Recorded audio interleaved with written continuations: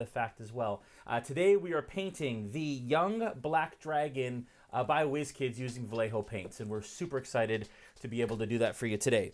First things first, we're going to look at tools of the trade and what we're going to be using tonight in order to paint this young black dragon. Okay. Joel's on production in the back. There we go. First off, of course, you'll need a young black dragon miniature by WizKids. We have some Vallejo brushes here. We're using the brushes for miniatures as well as a Vallejo dry brush, pot of water, some paper towel, and of course a paint palette.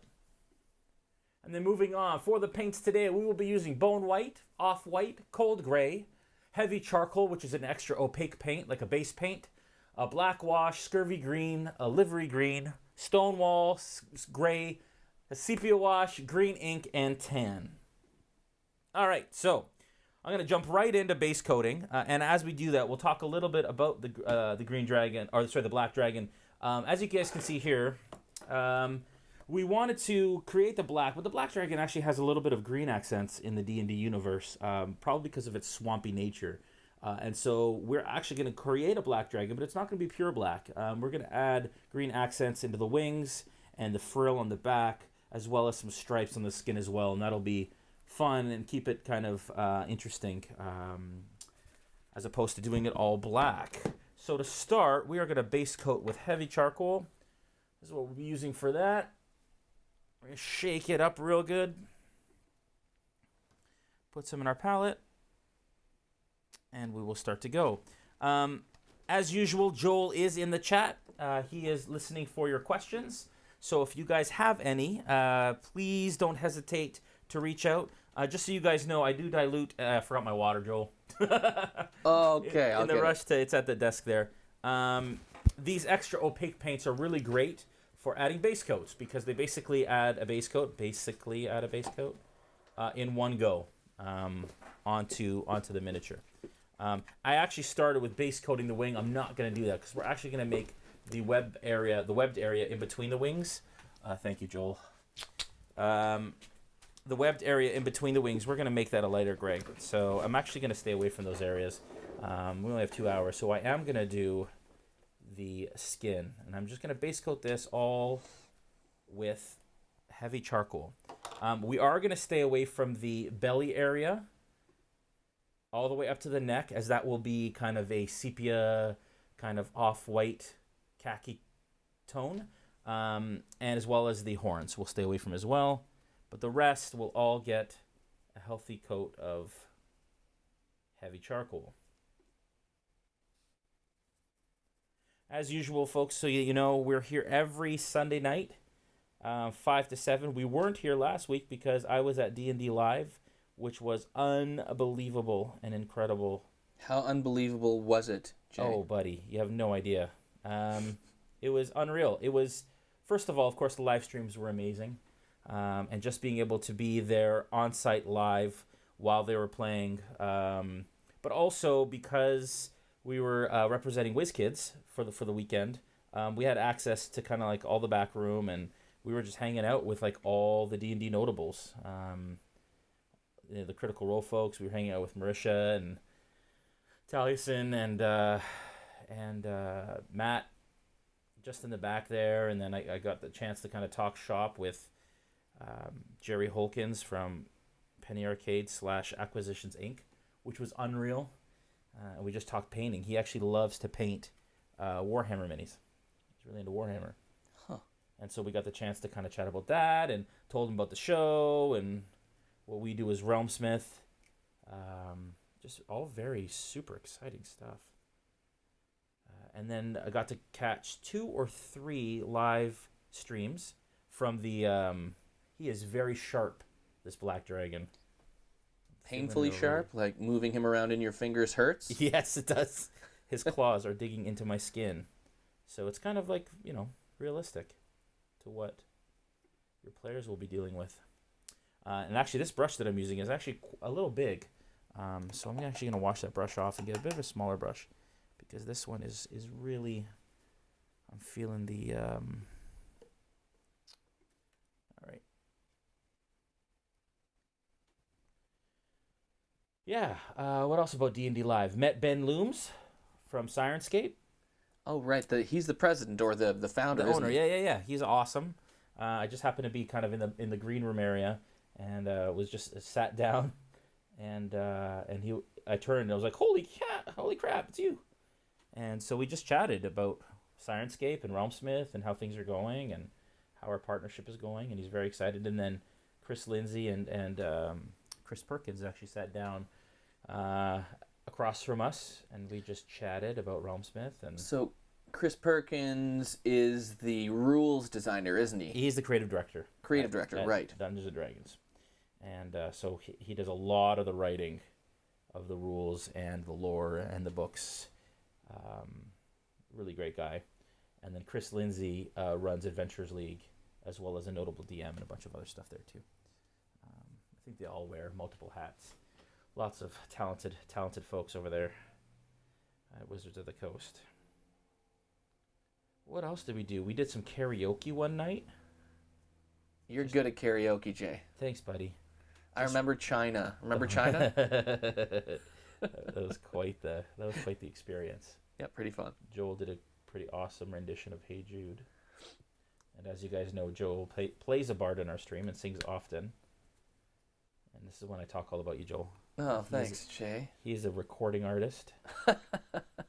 And very, very talented musician, actually. I have recorded things. Some things, yes. Yes, some things. Some great things. Okay, so what I'm doing here, like I said, is I'm using heavy charcoal. I am basically painting all of the skin areas. I'm staying away from the scales in the middle and along the back of the neck. The bottom of the neck, like the underside. And I am just going at it here with this heavy charcoal. The heavy charcoal has a bit of a gloss to it. I think it's just because of the pigment in it, which is fine because once we dry brush it and then ink it and wash it, it'll subdue it quite a bit. And then in the end, we're gonna spray it with a lacquer, a Vallejo clear matte lacquer, which will take away all that gloss. We got any folks in the chat yet, Joel? We've got a couple viewers. We've got like 12 people viewing. I'm waiting for people to ask questions. Cool. Yeah. So if you guys have questions about what we're doing, about our techniques, if you have any thoughts about techniques that you'd like to share, if you've already painted this bad boy, maybe you have some ideas of what we can do different. I got in trouble last time because I painted this side of the blue dragon all blue, and this side like kind of like a khaki color, and somebody had a problem with that. Why did you get in trouble? They're like, well, it's a membrane, and you would see it would be the same color on both sides. Interesting. Which I appreciate that kind of feedback, but then I thought it's a dragon, and we don't really have dragons in real life. So really, folks, paint them how you like, but I do appreciate the feedback, and he is right. If it was a real thing, it would have membranes, and you wouldn't necessarily be able to. But it's all good. Yeah, I'd be interested to find out if there's any animal in the animal kingdom that has a membrane that is one color on one side and one color on the other. Yeah. I mean, somewhere. Yeah. Around obviously the world. they're using bats as the reference for that. For sure. Like, have you seen a bat? I'm like, well, actually. So Evan Young, 1970, says, "Hey gang, thanks so much for these guides. Really came in handy when painting my own blue dragon last week." Awesome. You are welcome. That's Evan? Yep. You're welcome, Evan. And Naroon, who's back again this week, says, what can you tell us about the brushes, quality, and how to take care of them? Yeah, for sure. I would say specifically these are Vallejo brushes, and so these are their synthetic Torre brushes. These are kind of your everyday brushes. Very affordable for the most part, and quite good. Couple things. One thing I'm really bad at that I need to get better at is loading your brush only halfway up the bristles and not all the way to the ferrule. Because if you load it up all the way up to here, or like right up to the edge, it gets all gunked up, and it really shortens the length of your brush use. So with these brushes, they're a little cheaper in cost, or more cost effective, or affordable. So you don't have to, once you finish these, you can always get others. But if you're working with sable brushes or some of the more high-end stuff, I would absolutely suggest that you make sure that you wash every brush all the time and often. And then also there is like brush conditioners and brush soap. I can't remember the brand that I use, Painter's Own or Painter something, but it's the very, very common brand, and they're very good. This always takes a little longer, this base coat stage. We're gonna go around the whole thing, but yeah, they're great brushes, especially for those kind of beginner to intermediate painters. Advanced painters, I would definitely suggest looking at their sable brushes, for sure. We have some people asking questions, supposedly over in the D&D chat, so I'm gonna head over there on Twitch. Yeah, sure. And just see what people are asking over there. Yeah, please.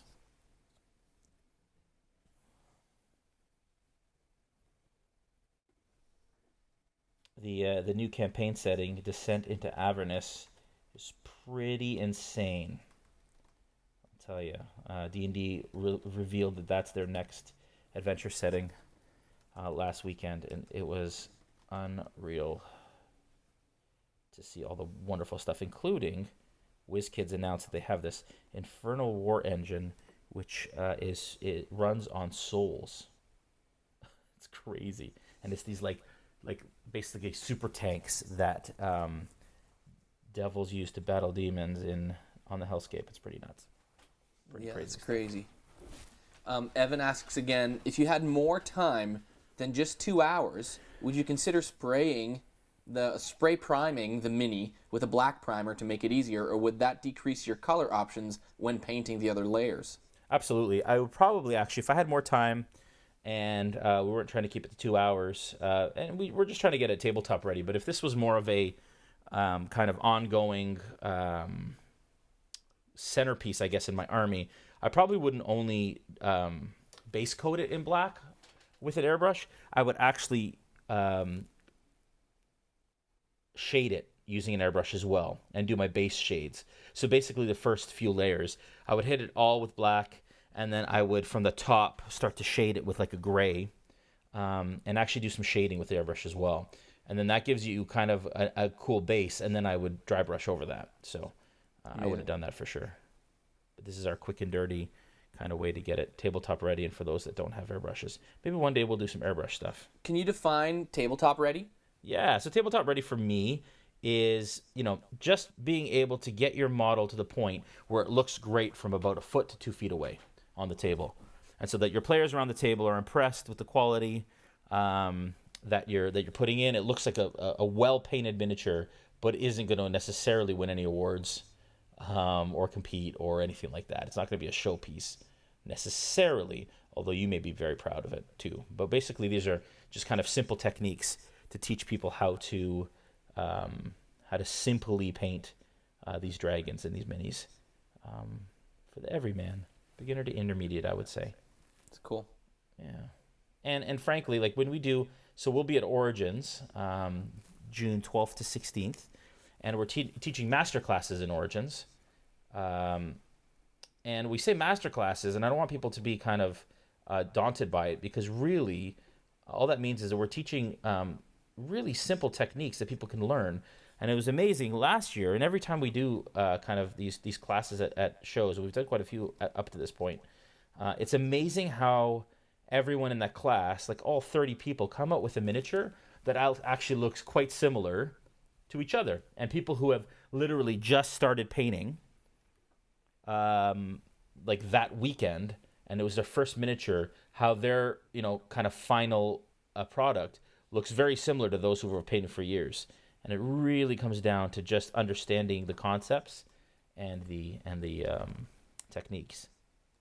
So you'll be there the whole time, Jay, at Origins? Yeah, so I'm going to be there. I'll be there as well. Yeah, we will. Joel and I and Ryan, our other producer, will be at Origins, and we will be teaching, and by we I mean I, will be teaching 3 master classes a day for 3 days, 3 2-hour sessions. We are doing all the dragons that we're talking about or doing here.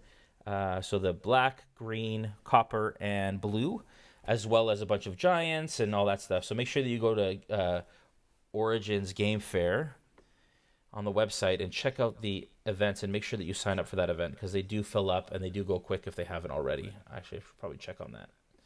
But yeah, it was very popular last year. But this year, the difference is that we're actually sharing, well, I should say neighbors with WizKids. So you come in the front door, there's the WizKids booth, and then, of course, right beside them, selling, the miniatures that we're painting here.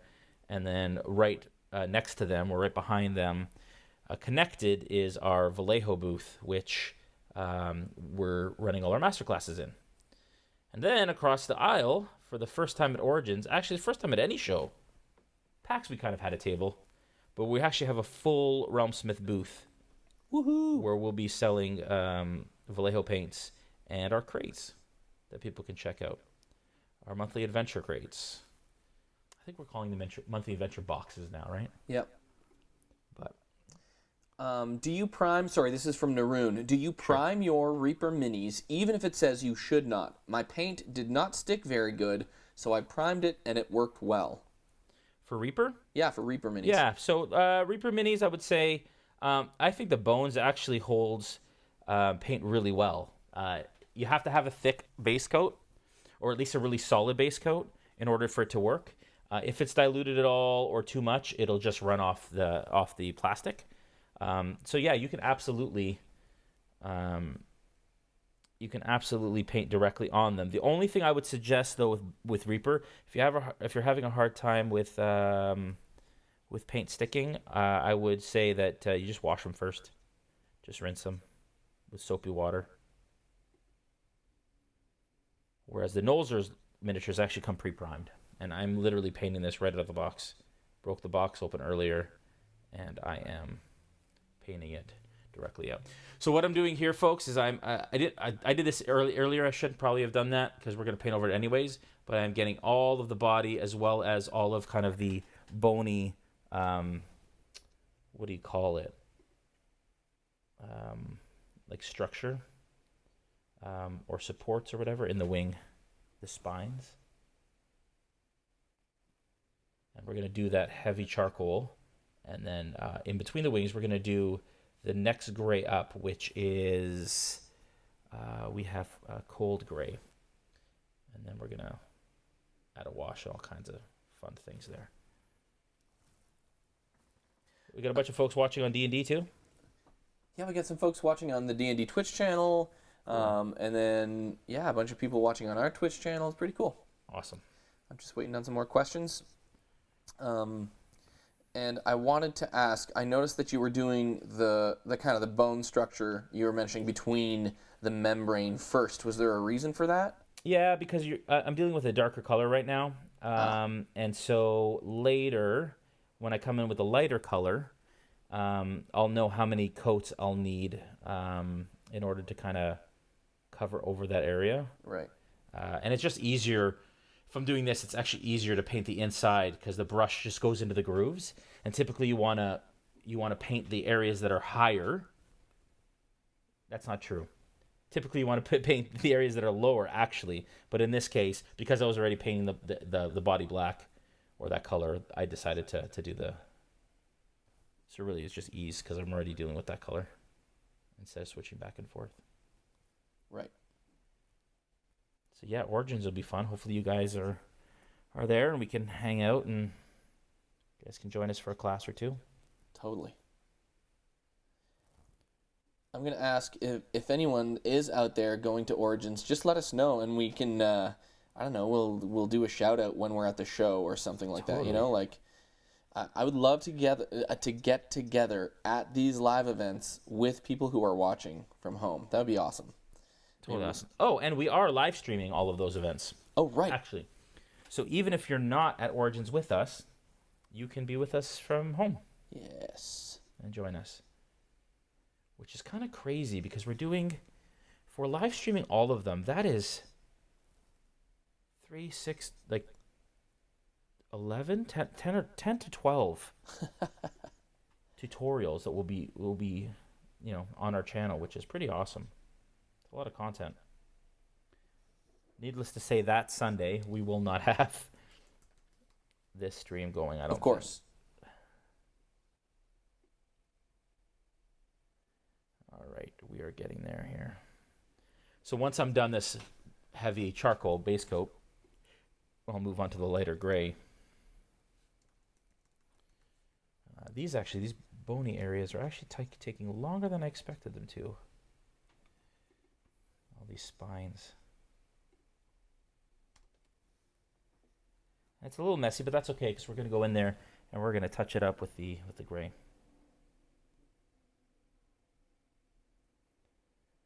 Go in there a little thicker with this stuff just so we speed this up a bit. Love to hear if people out there have painted this already and what approach they took. Like I said, we're taking kind of a greenish approach, so similar to the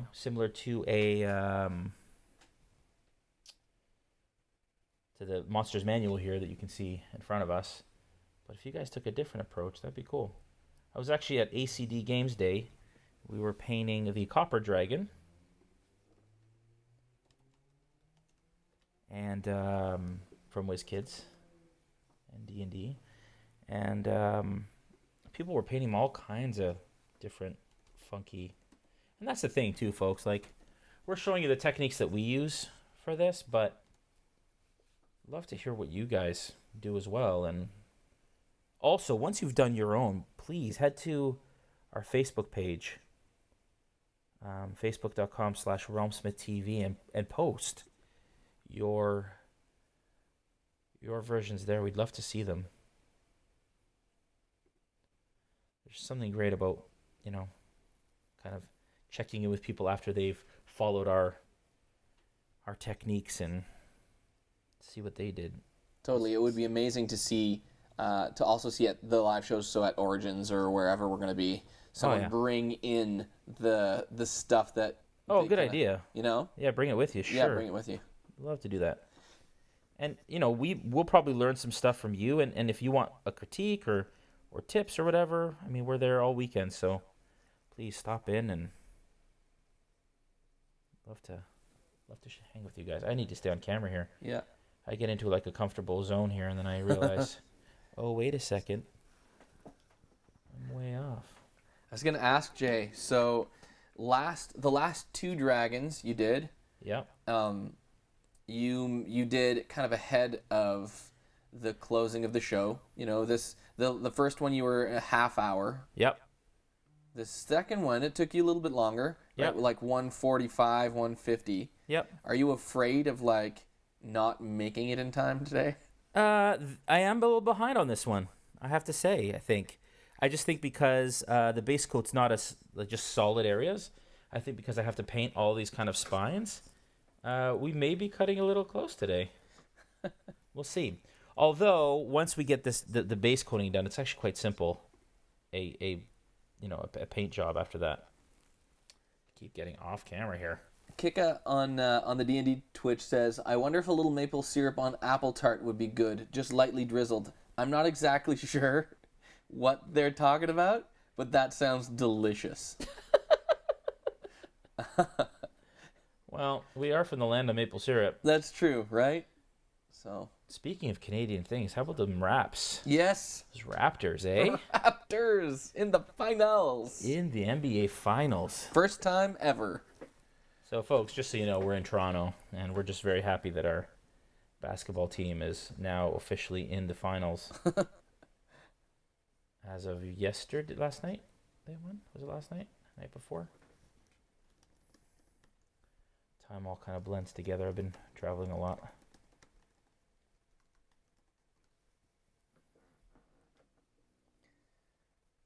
All right. And this guy's really spiny. He's got lots of... And that actually takes a little longer than usual when you've got a model that has a lot of kind of like spiny bits. Because getting in between those cracks and stuff just takes a bit more time.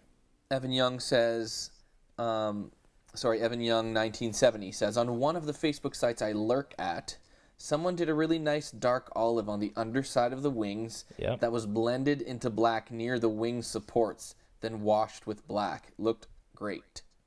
Yeah, so that's a little kind of what we're going to do. We're going to use a green ink to get in there. And unfortunately, I actually couldn't find my green ink. So even though we've told you guys that we're using green ink, I'm using black green ink, which is just a darker version, but it should be fine. Will you notice? Will you notice it? Yeah, mine will just be darker than everyone else's, Right. but it's fine. All right. The new tavern dog is snoring behind me. Yeah, I know, he's hilarious. Can they hear it through your mic? I think so. Like, I think I could go put the mic on him, and he's snoring. people would be able to hear him snoring. Yeah, that's Bruno. Bruno loves to snore, that dog. And fart. He's a farter.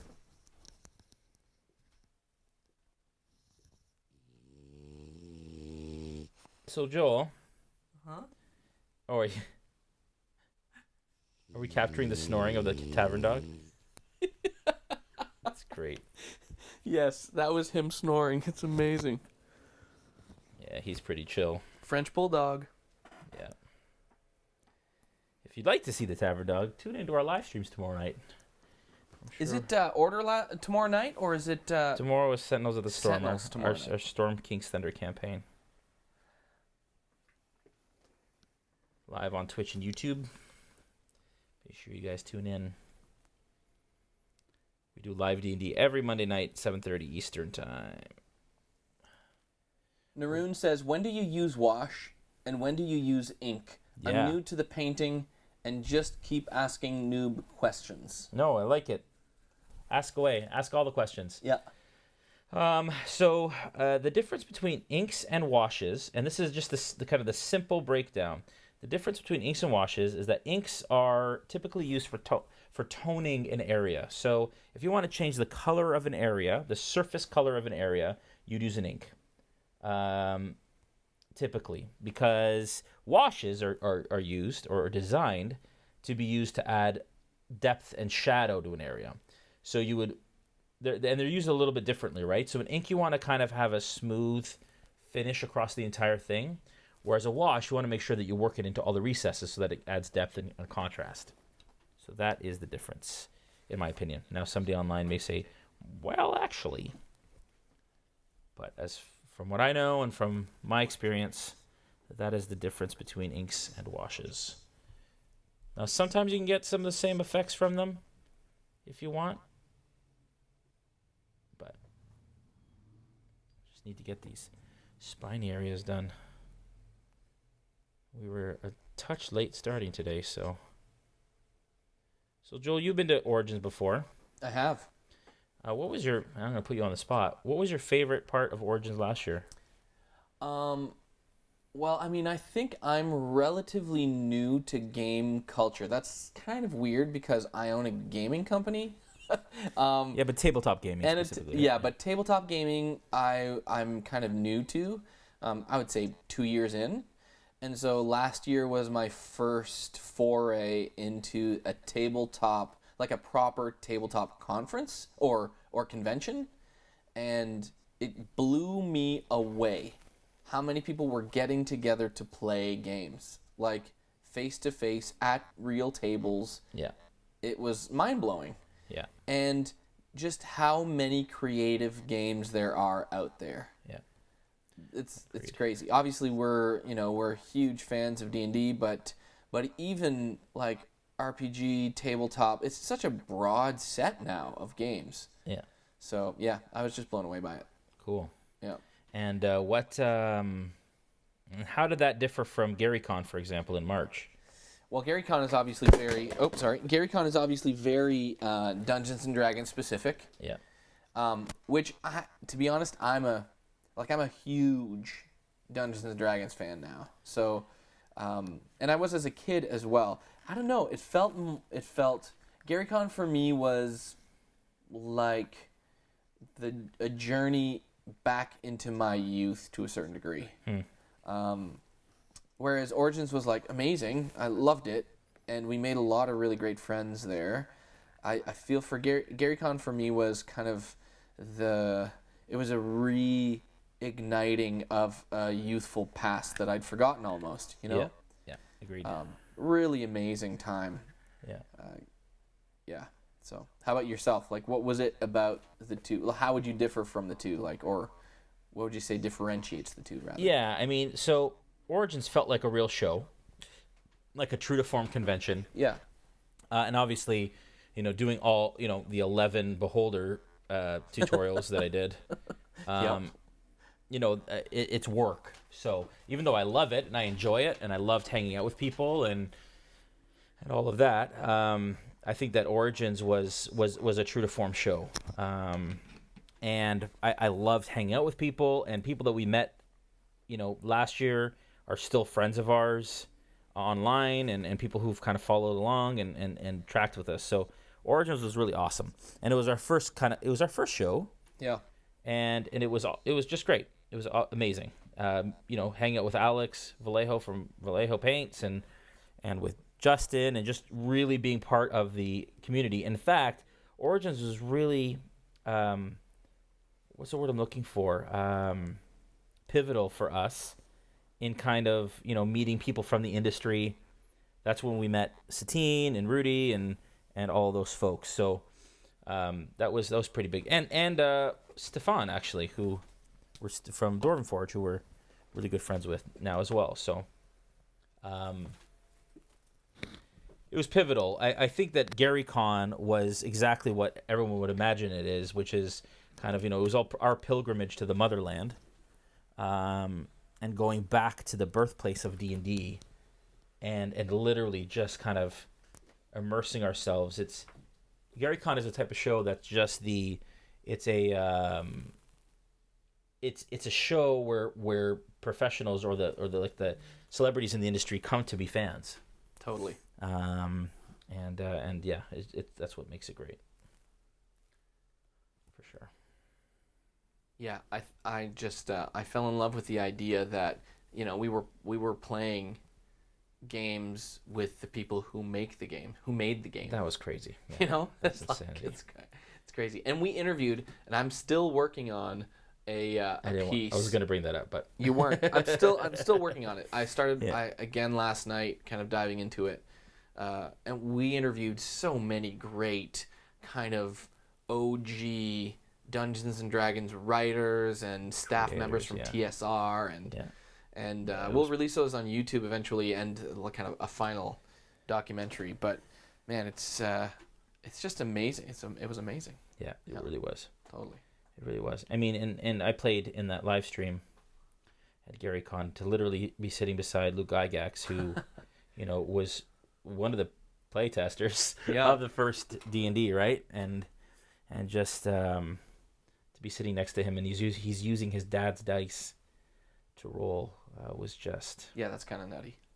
For those of you that may not know D&D as well as others may, or the history at least, Gary Gygax was one of the creators of D&D, and his son his family and his kids started Gary Con as a homage to him, and it actually started after his funeral. The first one was after his funeral. That's right. Where everybody just wanted to kind of go back to the house or whatever and play games, just kind of like, hey, let's just get together and play games, and then it became a regular thing and became a yearly thing, and then they started inviting like people outside of the inner circle, and then it just became Gary Con. Yeah, so it's like a memorial slash D&D it's con. Amazing.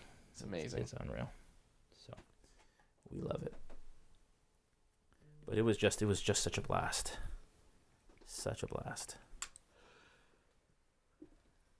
Any more questions there, Joel? I'm coming back to find out. Okay.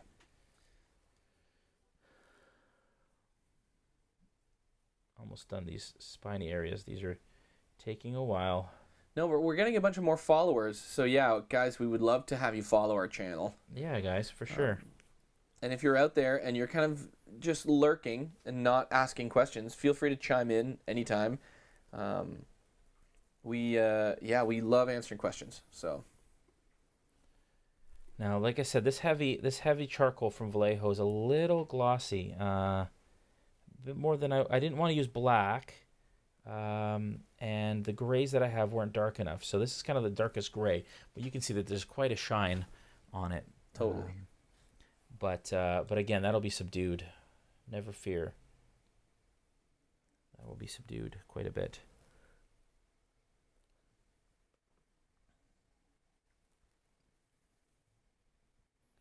All right. I'm excited to get to this next gray area part. Yeah, if you can keep your hands just a little bit closer to the camera. Yeah, I know it's kind of tough to. Yeah, it's a pain in the butt. That's all good.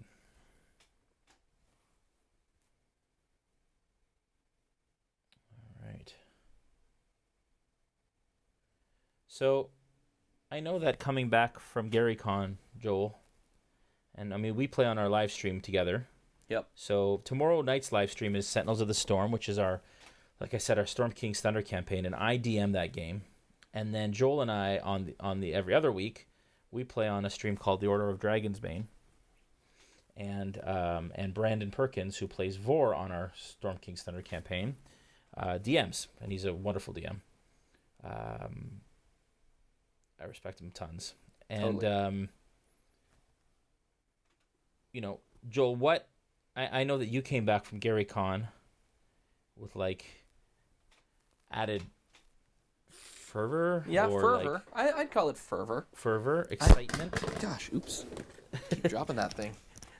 Excitement over, you know, kind of digging into your character more and like what in the last say couple months, and we had some tough times too. Yeah. That have I think brought us together. But it, you know, in the last few months, what would you say is, you know, you've learned more about D&D that you've applied? Because I noticed last session, dude, you were doing all kinds of things that I don't think you were even aware of that DeGraff could do.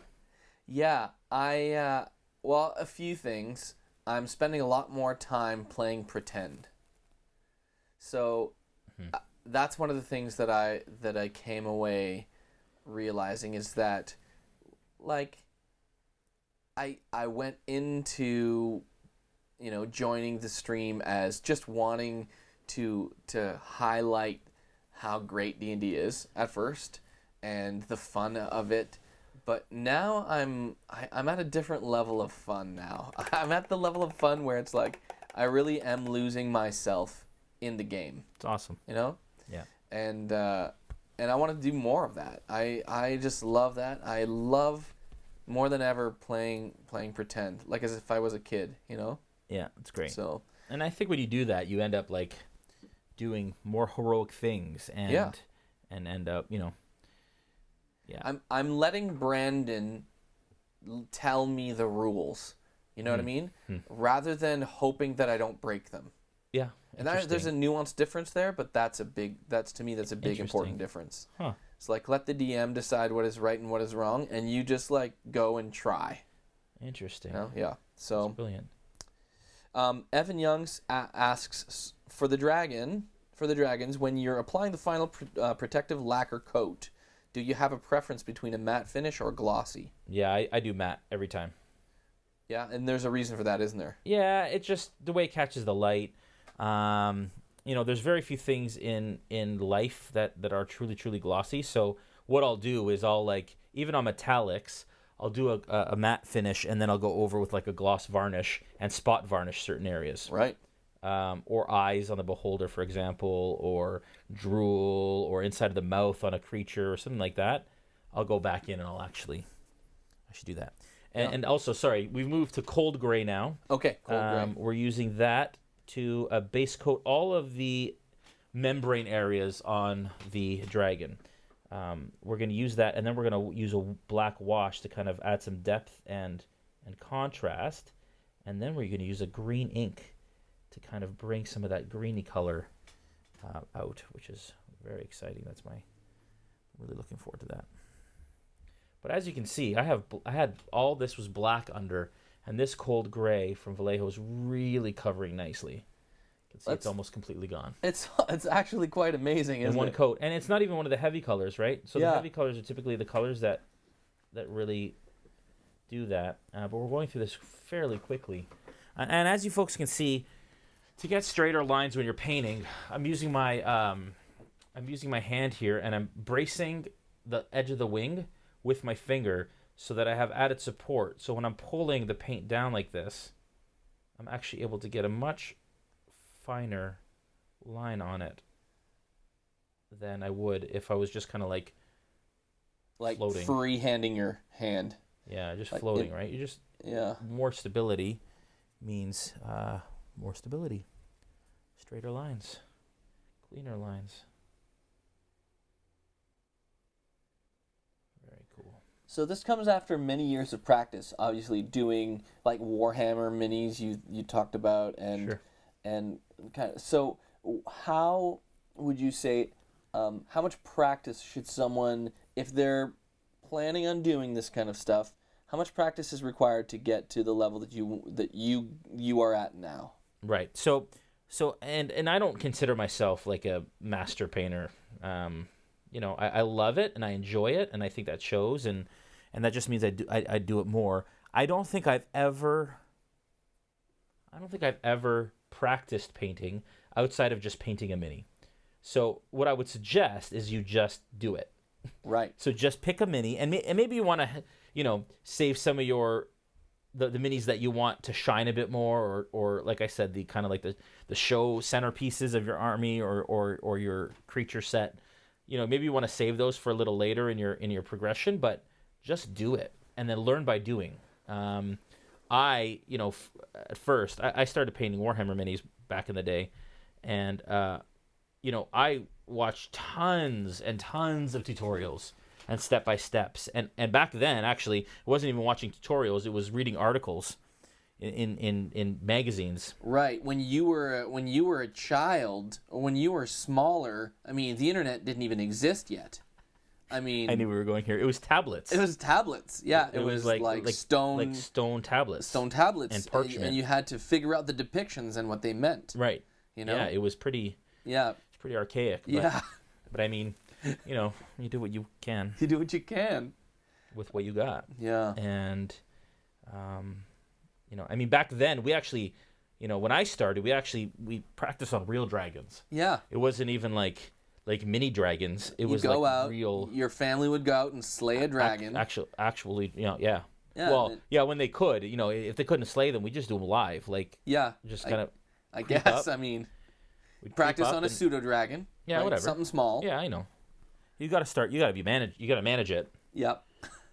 Effectively, Yeah. That's one hell of a paintbrush you had. Right. But. All right. We're ridiculous. Okay, I'm gonna do the frill now on the back of the head here. Same gray, and we're just gonna base coat that again with cold gray.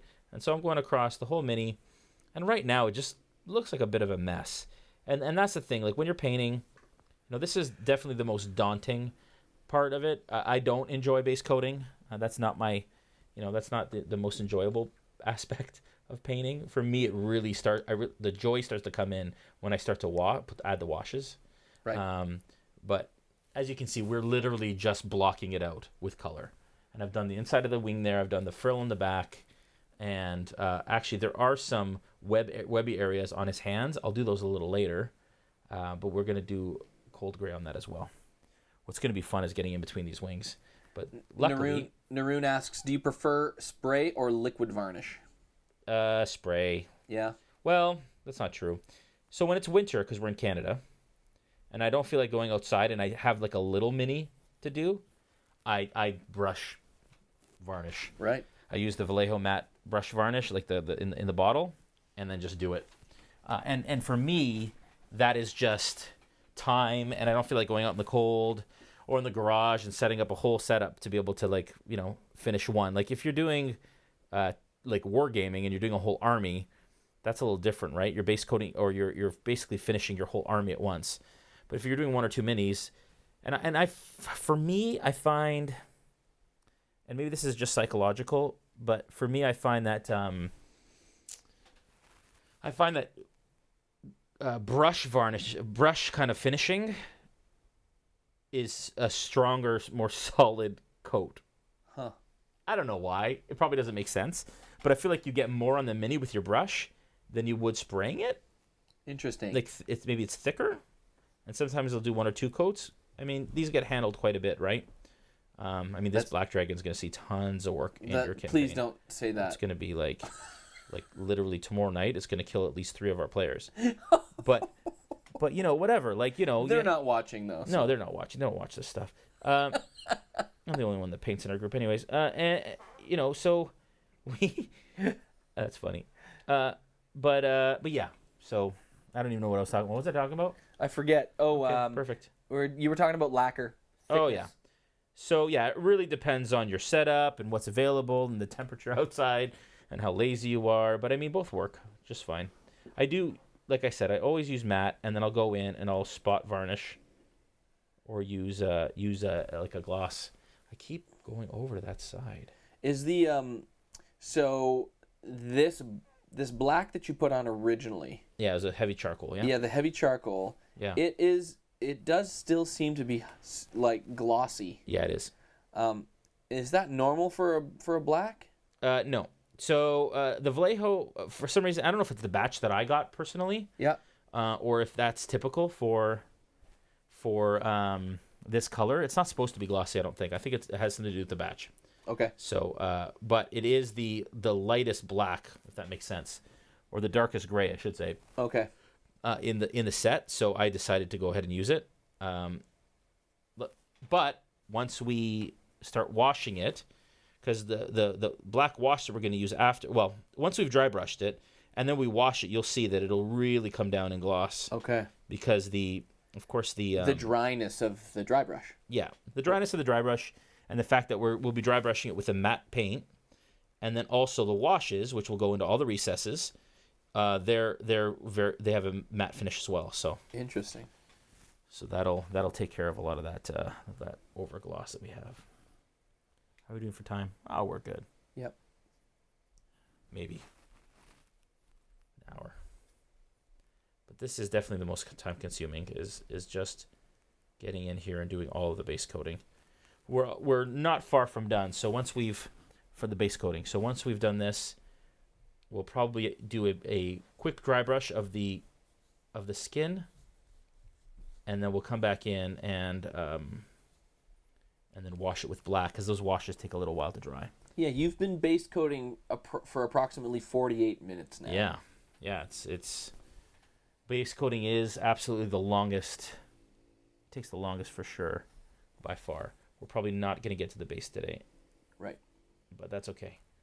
Maybe I'll do like a bonus video or something for the base, because it's a swamp creature. I actually want to create like a swampy. It's got the base kind of has stones on it and stuff, but I want to add like water effects. Oh, and Vallejo has a whole bunch of different like ground effect stuff. Are you planning to use any of that? Yeah, for sure. Amazing. Yeah, I'll definitely use the water effects from Vallejo, and some of the mud effects that they have. Okay, so we've got gray wings, membranes, and we're gonna do the back. And then once that's done, we will do some dry brushing for sure. And then, like I said, the washes take a while to dry, so we want to make sure we get those as soon as we can onto the mini, so that we allow the time to dry, so that we can finish off those areas. And you can see that this gray is actually drying quite fast. That's the wet side, but this is the dry side, which is almost dry. And I'm just gingerly holding it kind of on the edges. I've seen people use holders before. Yeah. Would you use a holder with this mini or no? No, just mini. It's too big. It's too big, eh? Yeah. Yeah, there aren't really, that I know of, holders that I've come across at this scale that would make sense. Right. All right. Let's talk a bit about the black dragon. So black dragons have acid breath, which is deadly and nasty. I was reading earlier, just in prep for tonight. What I like to do is I actually like to look at the image in the monster's manual and start to kind of imagine what the rest of that creature would look like. Obviously, we're getting a 2D representation, and so I'm thinking, okay, well, the areas that aren't represented on here, what would that look like in an actual dragon? And think about its environment and what might be on its base, and what was it thinking when? No, I'm just kidding. No, I don't get to that level. But just the idea of really trying to get into the head of the dragon, trying to figure out exactly, how do I bring this to life? Because if we think about it just as a plastic miniature, it's not going to have a lot of character. And so what does that character look like? And what do you do to sort of bring out? And I do that. Maybe that's super nerdy and geeky.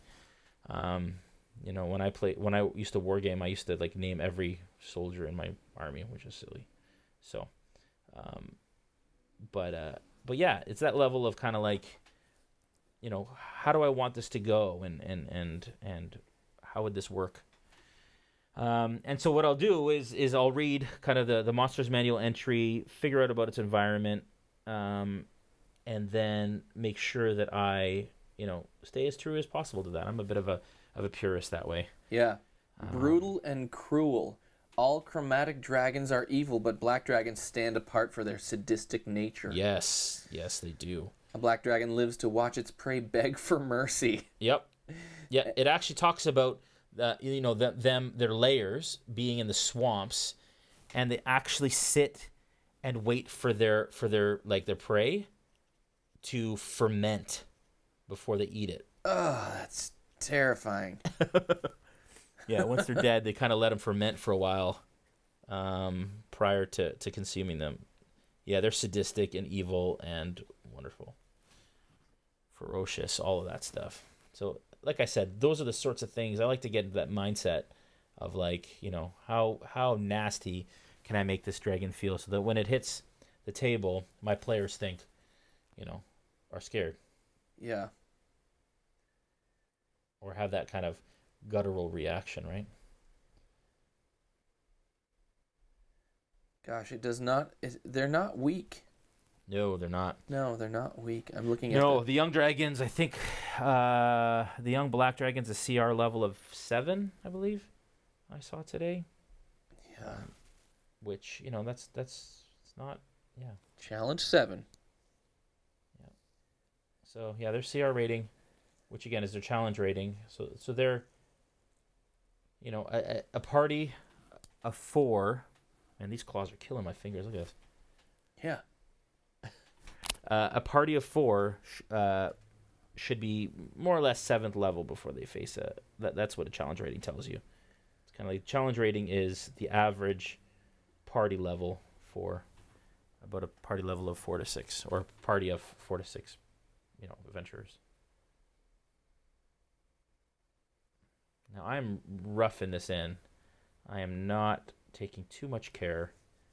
Again, we're just trying to get it onto the table and get it to a point where, just get more painted models on the table is really the intent here.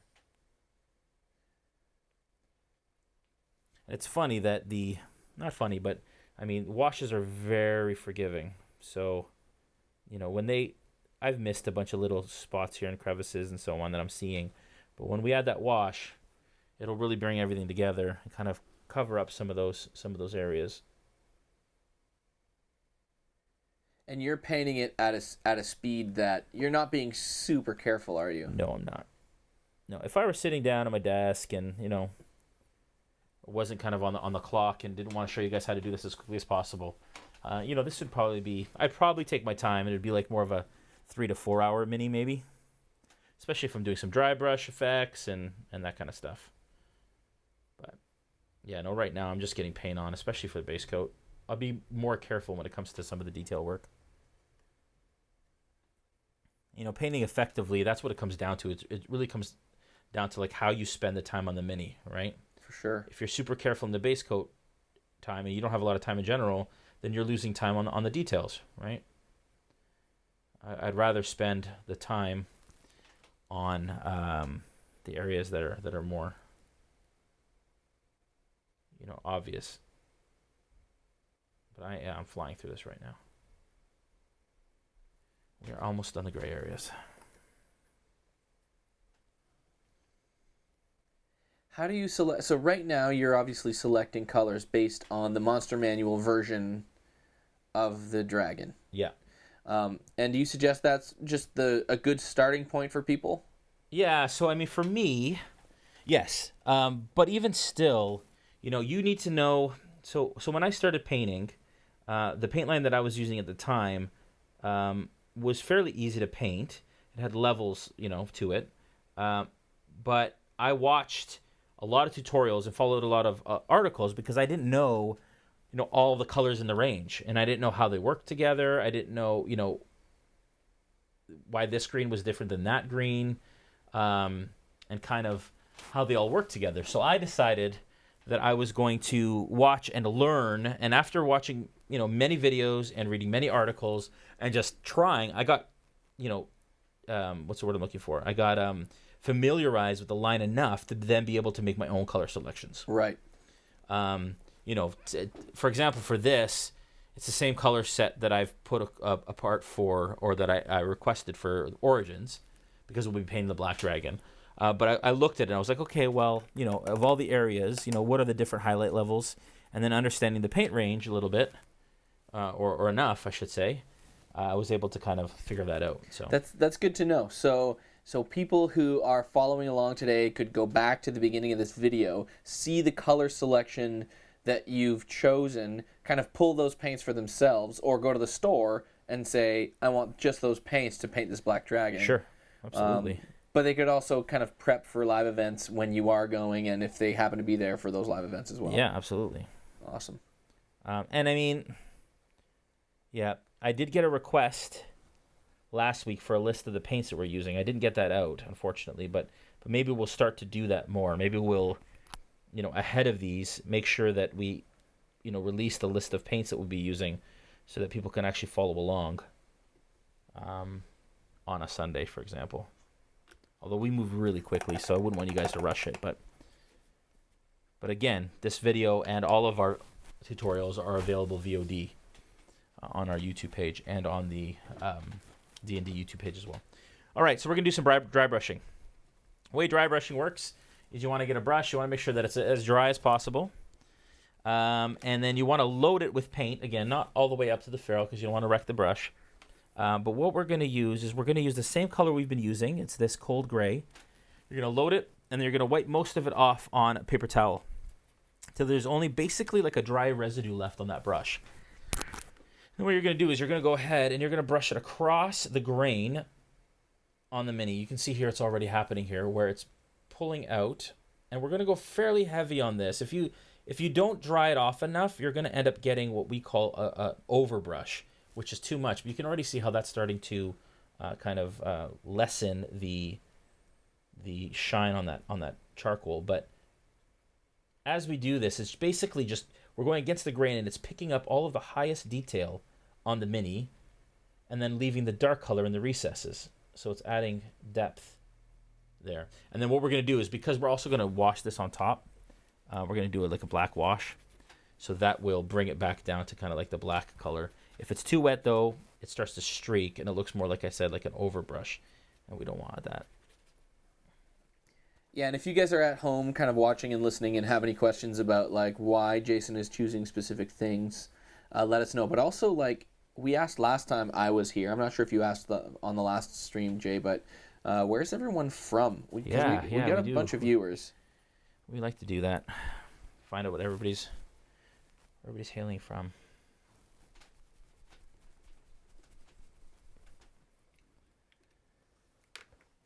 Yeah, a few people in the D&D Twitch are saying that it looks amazing already. Cool. And you haven't even started doing any of the washes yet. No, not even close. Yeah. Yeah. So, like, folks, stick around. It gets really crazy once the washes kind of flow into the recesses. It's pretty cool, man. Yeah, that's a magic. Yeah, it's when like magic happens. it's magic. This is really quick and dirty, folks. Really quick and dirty. And you got to be careful, too. What's happening here as well is I'm going against the grain here on the neck, and you're picking up all of the edges. I don't know if you guys can see that on camera, but yeah, it's pretty clear, Jay. Yeah, good. We're not getting any slowdowns, too, which is good. Yeah, it's nice. We're going to grab the head, the face, under the neck. I am seeing lots of little kind of light areas, white areas, but again, if whatever's not covered by the wash, that's still wet. That didn't go so well. And you're totally right about the gloss kind of being subdued once you start the dry brushing. Yeah, it really is. Yeah. And then once we've added that wash to it, it's going to really bring it down.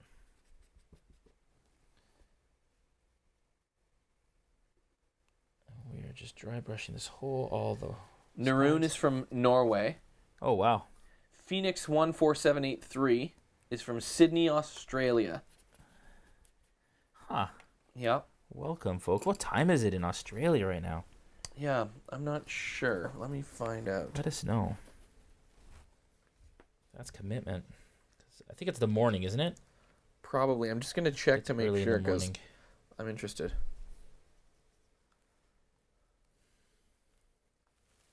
Sydney, Australia. It is currently 8 a.m. Yeah. So breakfast with RealmSmith. Breakfast with RealmSmith. I love it. Yeah. Breakfast tutorials with RealmSmith. Cincinnati, Ohio is where Evan Young is from. Oh, Cincinnati, Ohio. He better be at Origins. Yes, he better come. Evan, are you coming to Origins? That'd be great. You're already in it's- Ohio. And I it's don't know how Monday. Oh. Phoenix made sure to Whoa. say, like, yeah, and in Australia, we're ahead of you. Yeah, it's honestly, that just broke my brain. Yeah, so it's Monday morning. Broke my brain.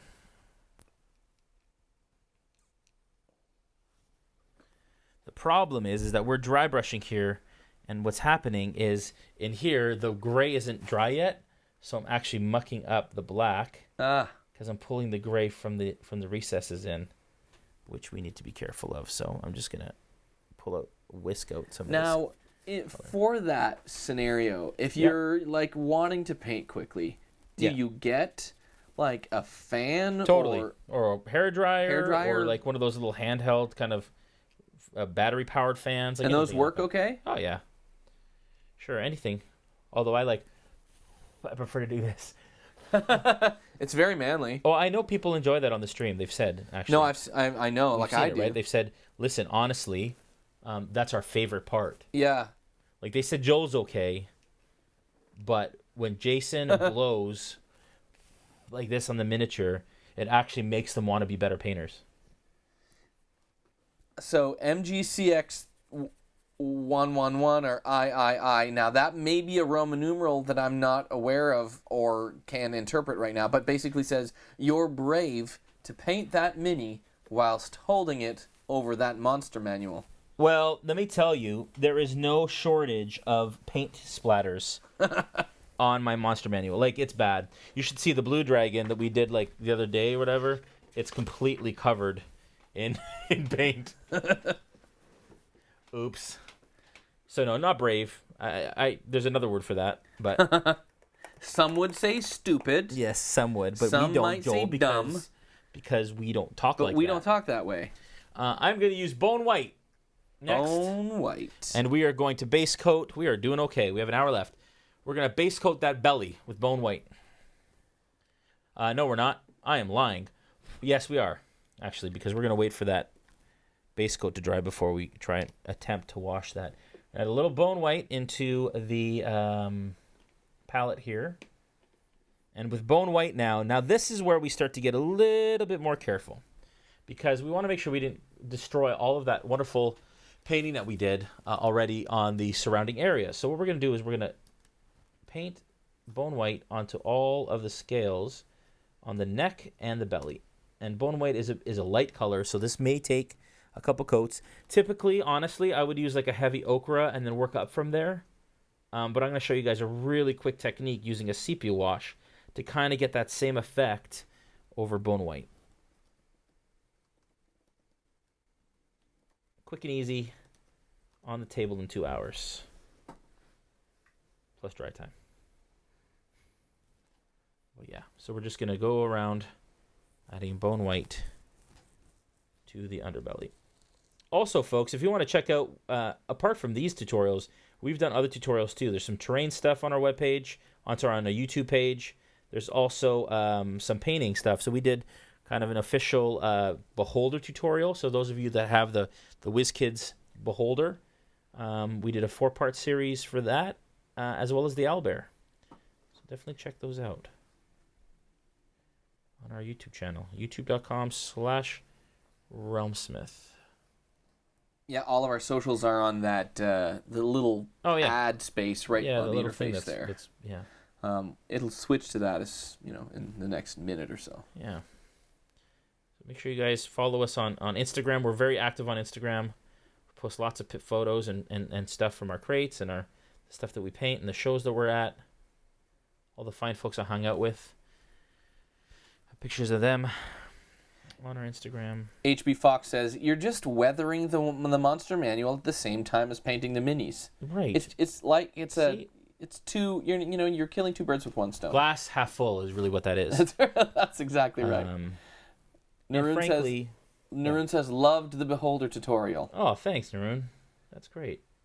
It is really great, Jay. Thanks, buddy. That Beholder tutorial is really great. But that's an example of me taking, like, that would be like a 4 or 5 hour paint job. Yeah, for sure. If not more, right?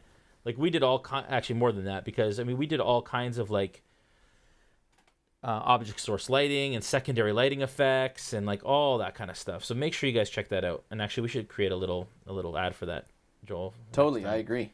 But yeah, I mean, definitely check that out, because that's an example of still simple techniques that everybody can do, but that's an example of one that we took a little bit more time and care for, because we wanted it to look just like the cover of the Monsters Manual.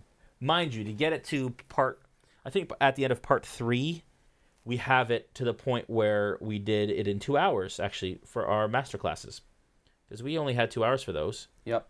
So this is a pretty good representation of what they'd get. Yeah, totally. We painted them basically to that level last year at Origins, and so that's what you get. So like if you're in the Midwest and you're going to Origins, make sure that you register way ahead of time, because last Origins, we were sold out for every single. Weren't we sold out for every masterclass? Yep. Yeah. So they've added a few seats this year, but make sure you're way ahead of time and trying to register early. Absolutely. So apart from the belly and the neck area, we're also gonna base coat the thorns with bone white. You mean the horns? The thorns. Jeez, it's been a long weekend. The horns. The horns with bone white and all the claws. And I'll show you, and the teeth actually as well. We'll do that as well. But you can see here, just going. I'm actually using a dry brush to base coat here, just because it's a nice thicker brush. Someone clearly attacked that black dragon because he has a giant hole in his chest. I know, right? Couldn't have been DeGraff, though. No, it wasn't DeGraff. DeGraff would run. He would. Quickly. He does it well. Yep. DeGraff is the bard that Joel plays, for those of you that have tuned in recently. Plays him on our live stream. Oh, yeah. All right, we're getting there, folks. Look at this. Yeah. It's coming. It's coming. Speed paint in 2 hours. I do love the contrast, or not the contrast, but the way that the bone white plays against the cold gray. Yes. It's kind of cool. And just wait till we add a wash to that, and you'll see. I'm going to shift to a bit of a smaller brush, still using bone white. This is a number 2 brush.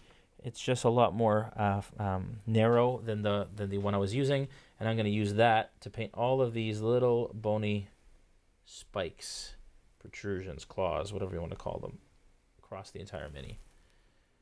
Now the issue, though, is every time I touch something, I kind of pull the paint up, so maybe I do those last. Yeah, maybe I'll do those last. Okay, so now I'm actually going to do the black wash on, now that we've given that a bit of time to dry. I'm going to do the black wash. Now we're going to use a larger brush. And use the Vallejo black wash.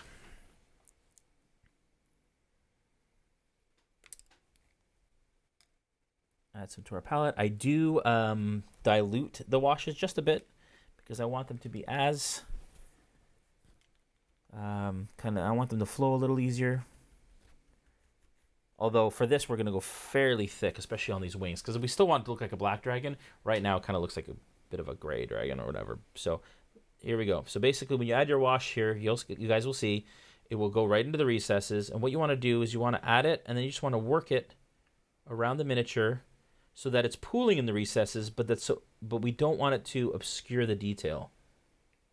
Look at that. So now you've got a really dark kind of membrane in there. And the texture that comes out of that is pretty awesome. But it'll be lighter than the rest of the dragon. And we're going to do this on all the wings across the entire dragon. And because the sculpture itself, like the sculpt of the dragon, has a lot more detail than is evident to the naked eye when it's just a primed mini. Like kind of if it just sinks into those recesses, doesn't it? Yeah, totally. Of all of that texture. Yeah, exactly. That's crazy.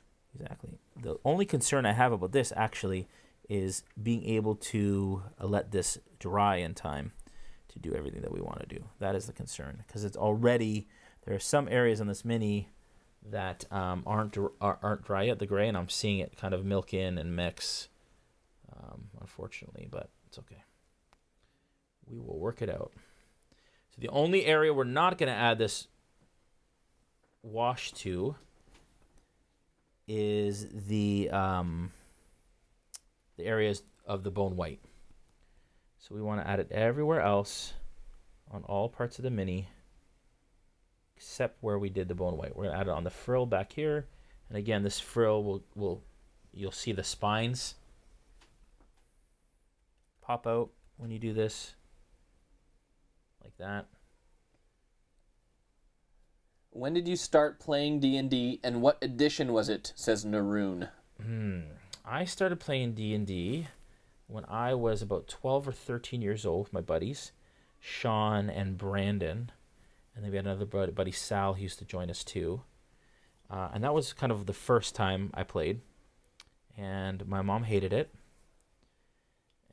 But I told her, Mom, it's okay. We're good people, and we're fighting the evil. She's like, oh, that's nice. I didn't tell her we were playing Ravenloft, but whatever. Yeah. Sorry, Mom, if you're watching. Drow. What's that? The Drow. Yeah. It was awesome. So, I was 13, and then I took a bit of a break, got really into video games, was in the video game industry for a while, and then came back to it about 3-4 years ago. And then have just been obviously completely sold and sunk into it ever since. What about you, Joel? Yeah, I remember my brothers playing at home. I have 6 brothers and 4 sisters. Yeah. Say that again, Joel, just so everybody hears that. Yeah, I have 6 brothers and 4 sisters. And feels horrible for your mother.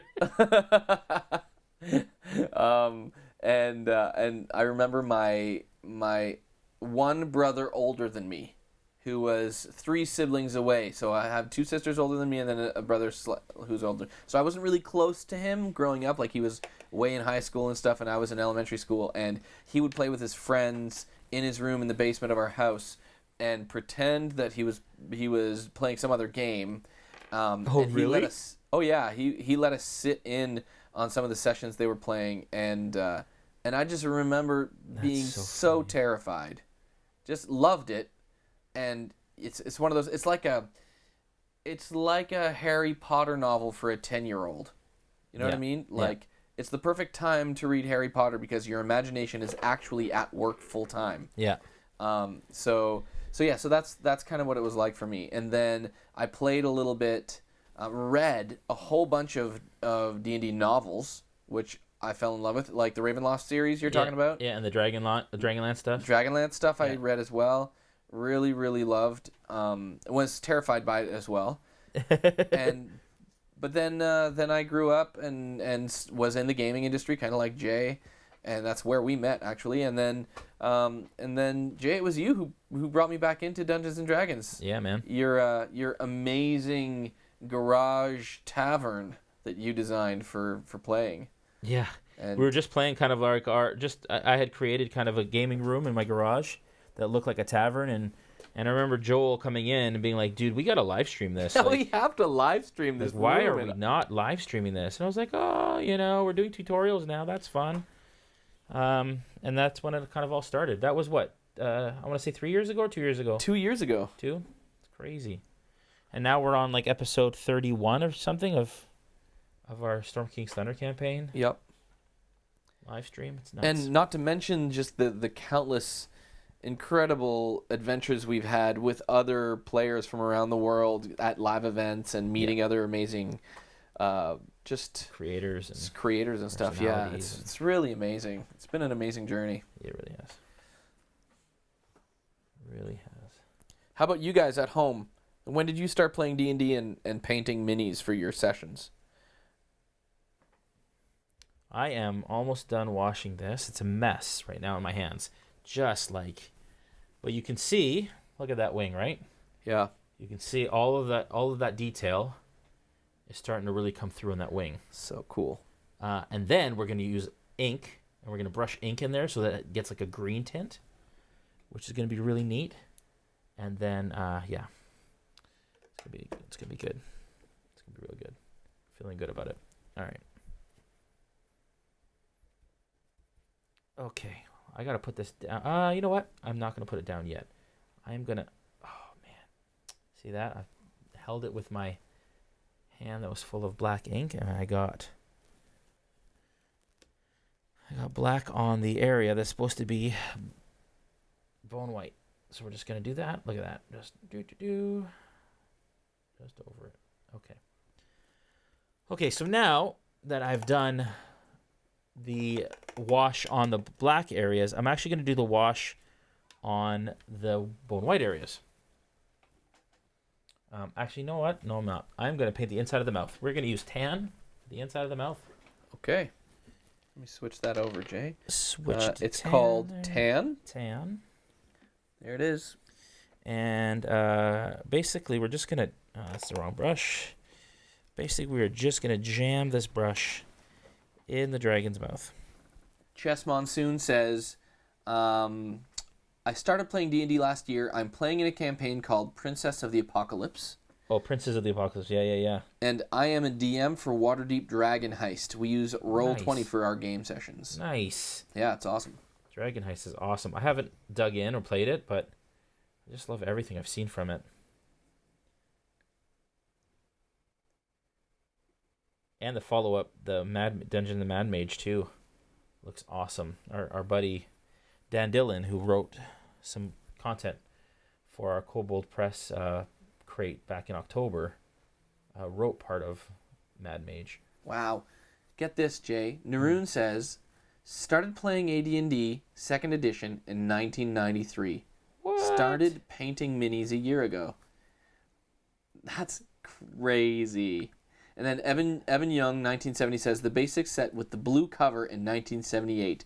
Then transitioned to AD&D when I was 8 years old. Dabbled in 3rd edition. Now DMing 2 different campaigns for my kids. Wow. That's amazing. So great. 1978. That's awesome. It's really cool, too, to see kind of like, back when we were playing, when I was a teenager, it was all theater of the mind, right? Yeah, totally. Like, we'd have minis, but we wouldn't really use them true to form, right? Like, not like people are using minis today. Just because they weren't as readily available and all that kind of stuff. They would have been expensive beyond measure. And, yeah, and they were at that time, and they were all kind of like the pewter minis. Yep. Sorry, and I'm using tan here. You can see I've also done kind of the gums, and I've gone in around the teeth. And so we're going to obviously come back in and do the teeth as well. I've also gone over a little bit, so I'll go back and I'll fix some of that with some charcoal here like that. And on the chin here as well. But, yeah, so that's the tan there. Just make sure you get the tongue and all that fun stuff. H.P. Fox said, started playing around the time of the release of 5th edition. Been playing in 1 to 3 different campaigns nearly every single week since then. Wow. Started painting minis roughly 6 months ago and taking my first stab at DMing next week. Nice. Good luck, buddy. Yeah, I know. Naroon says good luck next week, H.P. Fox. Great. I say, buddy. That's it. Could be a a female as well. Well, Evan Young says, not awesome, Naroon, just old. Yeah, I get that. I mean, sorry. That's not what I meant. Chess Monsoon says, we finished Dragon Heist, so we're planning on getting ready to start up Dungeon of the Mad Mage in a couple of weeks. Nice. Yeah, so much gaming going on. It's just fun. And I wish I had more time to try more. I know, right? More adventures, more set. Okay, so this is how he should look currently. He's got his wings washed. Again, that's going to take a little while. His mouth is now base coated. And so we are going to go ahead, and like I said before, we are going to add a wash to... Oh, man, making sure not to... He's hard to hold here. We're going to go in and we're going to sepia wash. Well, that's that one there. Okay, let me Give switch it a good that shake. over. Sepia wash. Separate a little bit. We're going to sepia wash. And we're going to add that to all of the bone white areas, as well as the mouth as soon as it's dry. And a lot of these washes, when we choose, this is only 11 colors. Of course, you could use a ton more colors to get, the things that we're doing here done.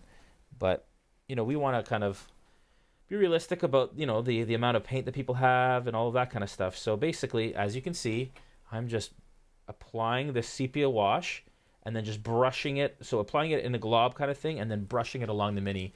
And you can see already how it's picking up all of that bone texture along the scales here. And so you're not kind of running along inside the crevices of the scales. You're kind of running against the grain to a certain degree, right? Yeah, because you want that wash to rest in the recesses. Right. That's the point of the wash, right? It's to give it shadow and depth and contrast. So basically, you're not even painting this on. You're almost kind of like putting it on and then just moving it across the miniature, if that makes sense. As soon as you get to the point where you're kind of like painting it, all it's going to do is change the color of the thing. It's not going to actually pull in the recesses. So you just want to kind of move it and manipulate it across the miniature so that you get the result that you're looking for. And then after that's dry, then we're going to dry brush that with bone white again and then some off-white on the edges to really make it pop. Just like that.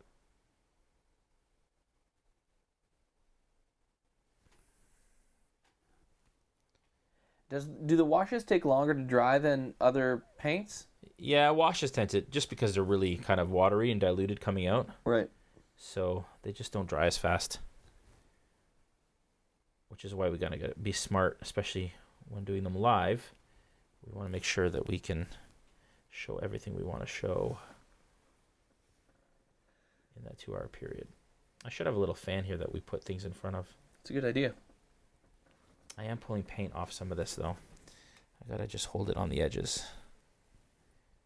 Like right around here. And I'm just going in, and every time I see that there's an area that I pull off, I wish I did have a holder of some sort for this. Actually, now that I've painted that area, I can actually use the base. So this is the base for the mini. Like I said, I'd love to do some like water effects and some like weeds and kind of like swamp kind of foliage or whatever. But here we go. Try and get that in there. There. So now that we've painted the underside, maybe I can use that a little bit just to let it dry and to hold it. But you folks can see what's going on. So I will also use that wash onto the horns.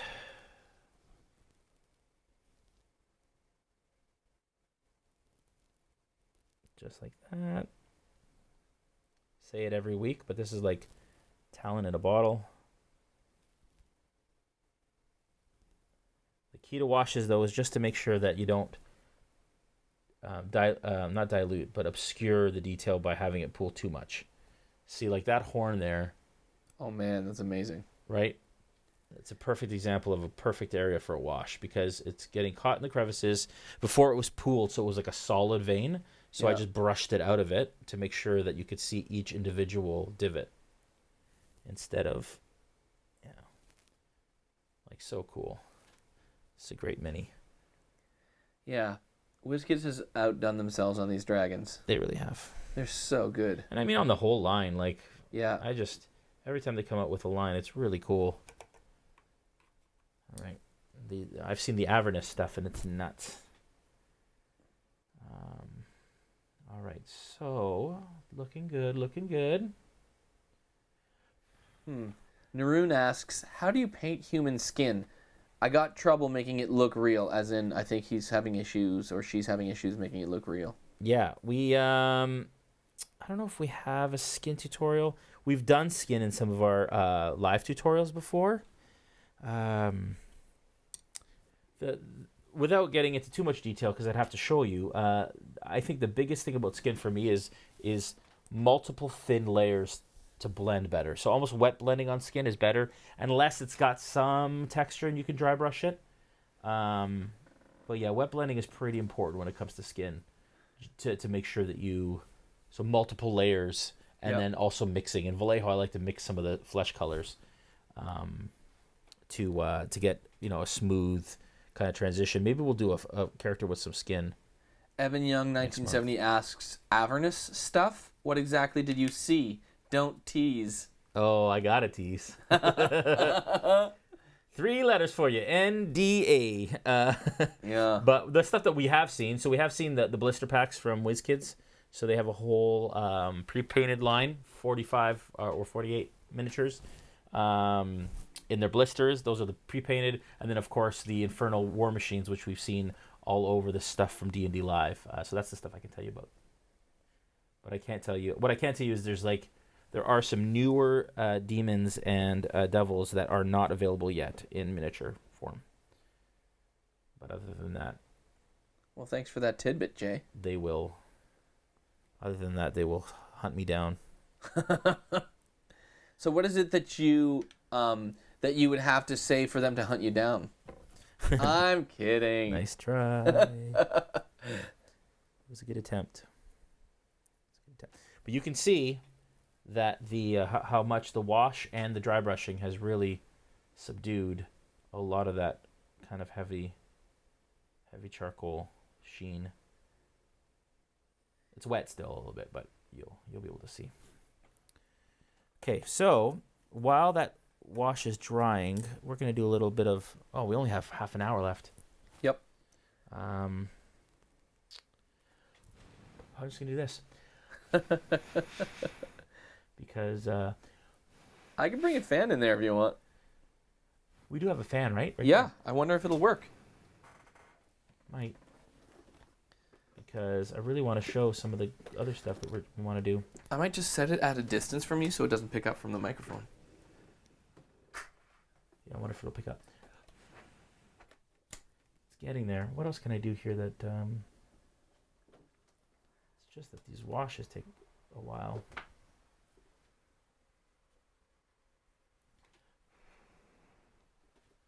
Well, that's nice. A little fan going. Yeah. I don't know if it's picking up at all, but... I don't think it is. I don't hear it. Perfect. That's good. I think that'll help a little bit. I mean, we don't have a lot left to do. I will do the teeth. So we'll go through here, and with the number 2 brush, I'm going to use bone white again.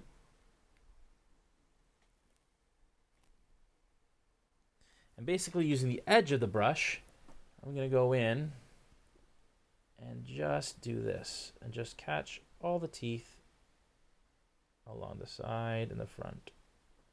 And that's bone white again, Jay? Yep, bone white. Okay.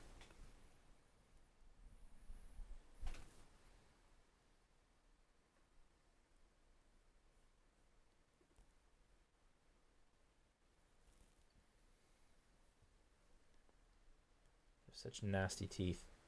They don't really have lips either. It's just like this toothy maw that is ever present. It's nasty. We also have that large foam black dragon head from WizKids that we're going to be putting up in the studio soon. I'm very excited about. Yeah, we haven't hung it yet.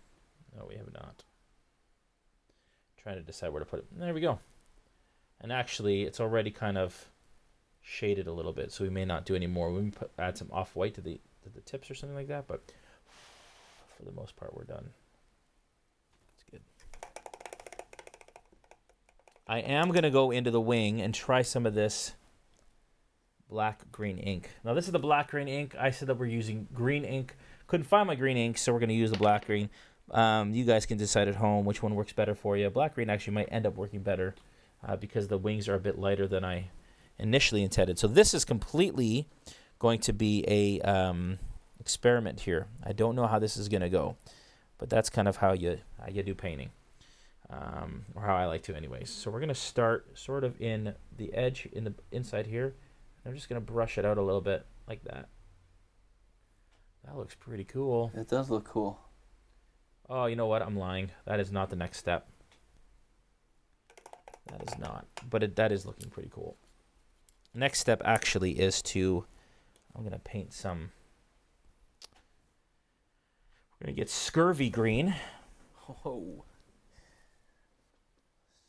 For all you pirates out there.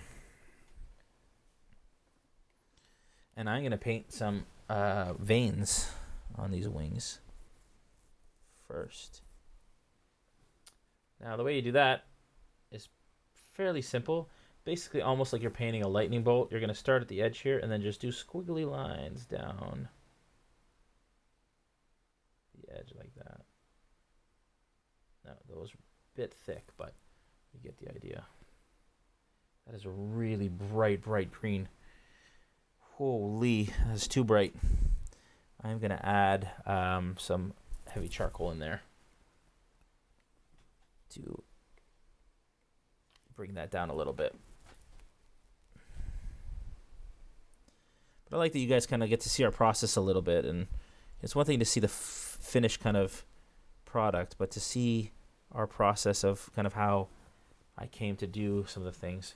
That is a super, super bright green, almost too bright. Yeah.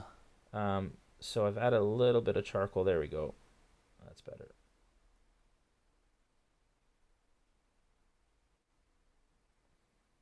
So what are you going to do with that other green, Jay? I haven't decided yet. Not sure. I might just go over it like this. And adding the wash over it might obscure it a bit. Enough.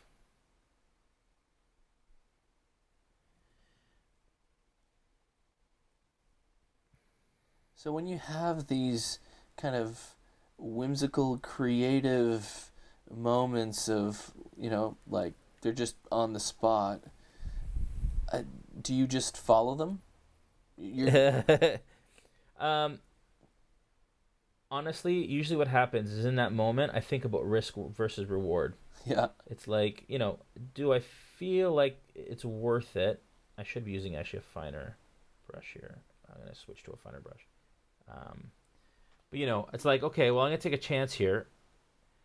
And frankly, nothing ventured, nothing gained, right? So yeah, for sure. That's the other way I look at it. It's like, if I don't take a chance here, sure, I have a safe mini or something that I've, that feels good or whatever at this stage. But what could an even better mini look like? Or what would this effect that I'm thinking about, accomplish?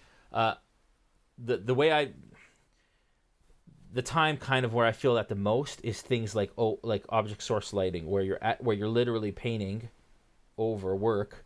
Like when I finished that beholder and all of a sudden I'm like, okay, I'm gonna do some moonlight on the back, and I literally airbrushed over the 4 hours of work I did on that beholder. That's kind of an example of that, right? Yeah, for sure. You're kind of allowing yourself some freedoms that that make it more fun. Yeah. And you're taking chances, and then I think you come out with better. Sometimes, most of the time, you come out with a better result in the end if you kind of follow your instincts. Yep.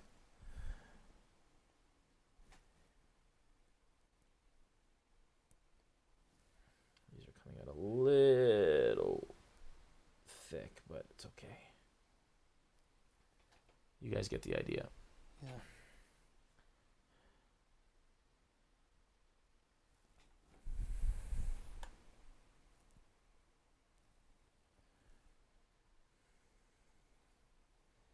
definitely makes it look like he's flexing his wings. Yeah. You know? Yeah, and what we'll do after this, see, that's kind of more the size that you want to do here, I think. But what I'll do after this too is I'm going to dry brush a little bit with some cold gray again, and it'll obscure some of those. And so it's okay that they're as kind of like crazy as they are, because they'll look much more subdued in the end.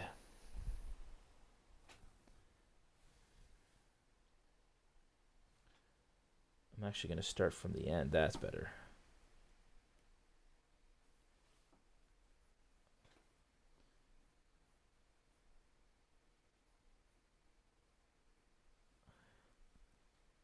There we go.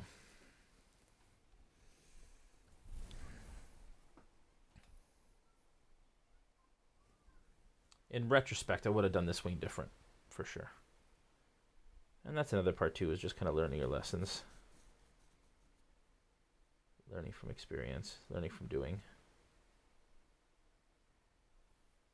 You know, those are looking better.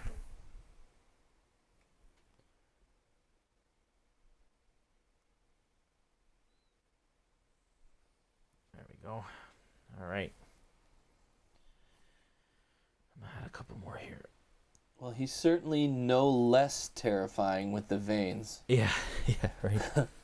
I am going to use that green, though, mix it with a little heavy charcoal and maybe a little bit of the dark green ink.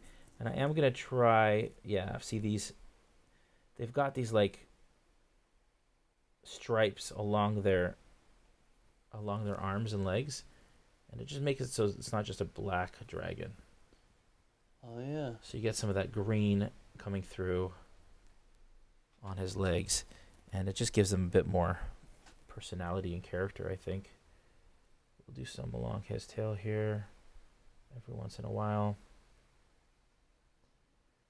If you're smart, you can do it like I'm doing here, where it kind of like obscures some of the mistakes you made. Or the areas that you didn't get, right?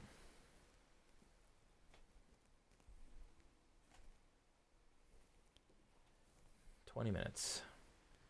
All right. Are those stripes coming across on camera? They are, actually. I think when they dry, they'll look really nice.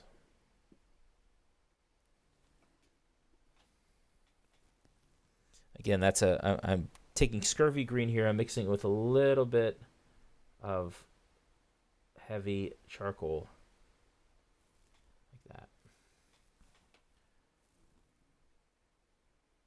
And then add some more along the tail.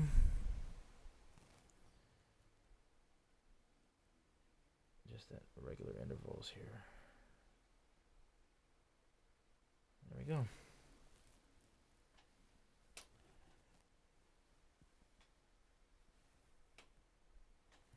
Okay.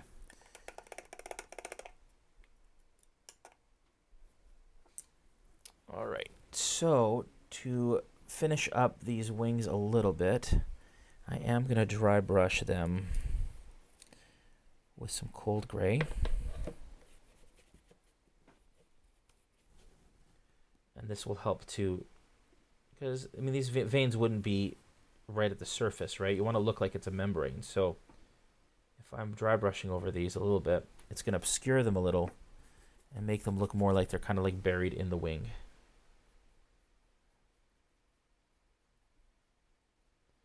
I've done this on a couple of dragons before. And then you're just getting basically like the indication of them.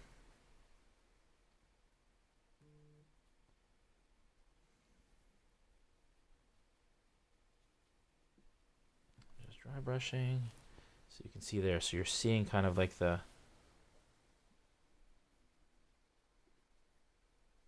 slight indication of them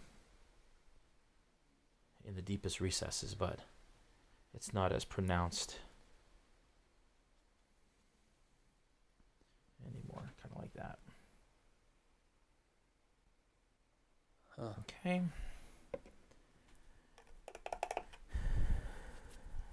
then we're going to go in with this green ink. I'm also going to try a bit of a green wash on here too, just to see. Although I think the green wash is a little milky. Yeah, no. Okay, we're going to stick with green ink. Wash it down, or dilute it, I should say. And we're going to continue to kind of like brush it in the recesses here like that.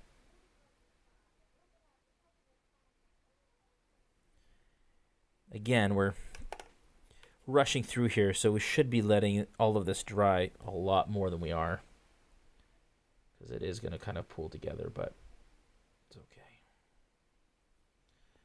We just want to give it a bit of a green.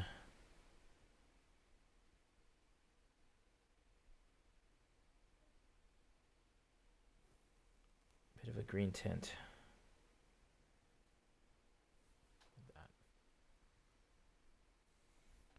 Where you'll see it too is right here on the fin. We'll just do it more along the base of it, not so much the top.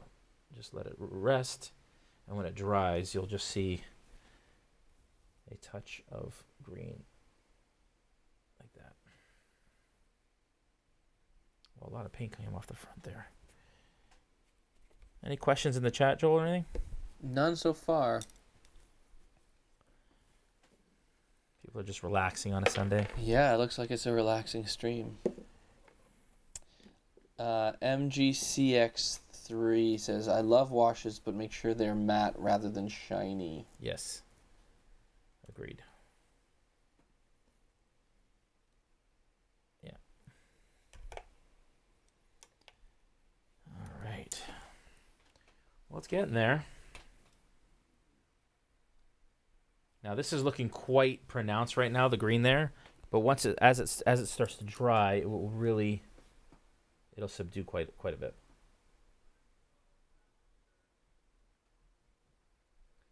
And actually, I'm kind of glad I used the dark green at this point, or the black green wash. Totally. Because I think the other one would have been too much.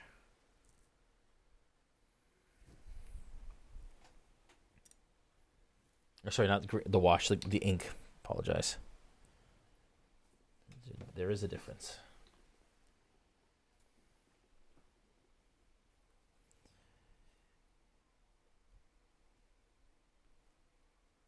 "15 minutes. I think we're doing okay. Yeah, looks good. And what I'm doing with this ink is I'm starting in the recesses, and then I'm kind of pulling it out from there, so that it's originating kind of in the deepest areas of these wings, and then just kind of spreading from there. We'll make sure to post photos of the completed dragons. We haven't done that yet with the other two, but we should. For sure. On our Instagram, it'd be a great place to put it. Yeah. So, folks, make sure to follow the Twitch channel and the Instagram channel, and follow us on YouTube. We're on all the things, aren't we? Yeah, we're on all the things. Yeah. So follow us on all the things.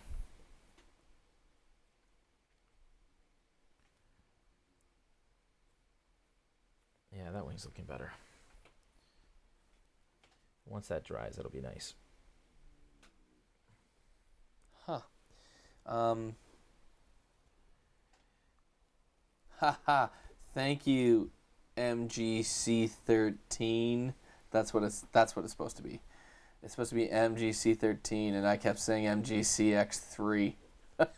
See, that's what I meant. Roman numerals. Yeah. So Will Squared 77 says, I'm going to be honest with you. I never thought about using the Monster Manual to inspire the colors for my minis. I feel like a bit of a dummy, having spent a few hundred hours painting my minis and having never come to that conclusion. That's funny. Yeah. I mean, but it's also not that obvious, because it's just information. There's so many different depictions of dragons out there. You know what I mean? And of all the minis. Yeah. Yeah. I think it's pretty smart, actually, to use the Monster Manual as an inspiration. Yeah.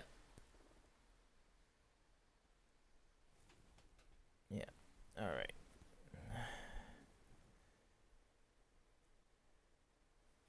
And I kind of end up like, I look at the 5e manual, but then I also look at the previous editions as well, because all of them are just a little bit different, right? Totally.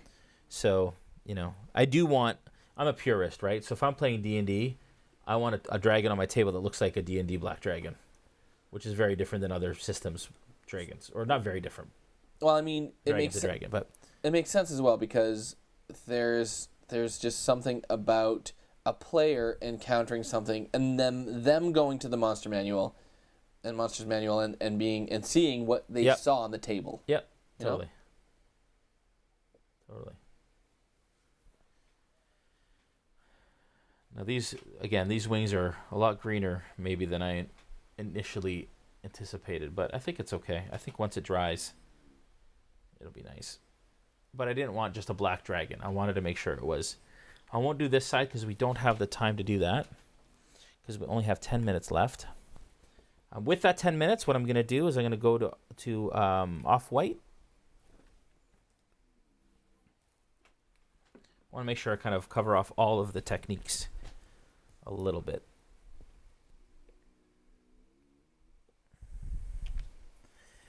Get my dry brush, make sure it's nice and dry. Then I'm going to load it with some off-white. As usual, I'm going to load it and then wipe off most of it on a paper towel. And then I'm literally just going to run it along the edge, the center kind of edge of the scales, and just lightly along the sides. I don't want to do too much, but I'm going against the grain here. So basically I'm just catching so that it just catches the edges. And you got to wipe quite a bit off in order for it to get this effect. But you can see what it's doing here. So it's almost as if a source of light is hitting just the edges. Exactly. Exactly. It's just natural, kind of natural highlighting. Yeah. Deepest recesses kind of stay dark, and just the edges get hit with this off-white. And then just brings out see, all of a sudden it really brings out that texture.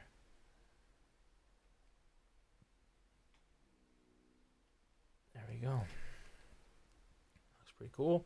We're going to do the same for the horns because they're kind of a centerpiece. And we're also going to target this off-white closer to the edge of the horns because they would be maybe a bit brighter near the edge and darker as they go back. You can see there. Get a really cool effect. Wow. Maybe a little bit on the teeth. Yeah, those horns look super cool. Just like that. And then again, when we hit this with a matte varnish, you'll lose a lot of the gloss that's in here. And of course when when all of the wash dries.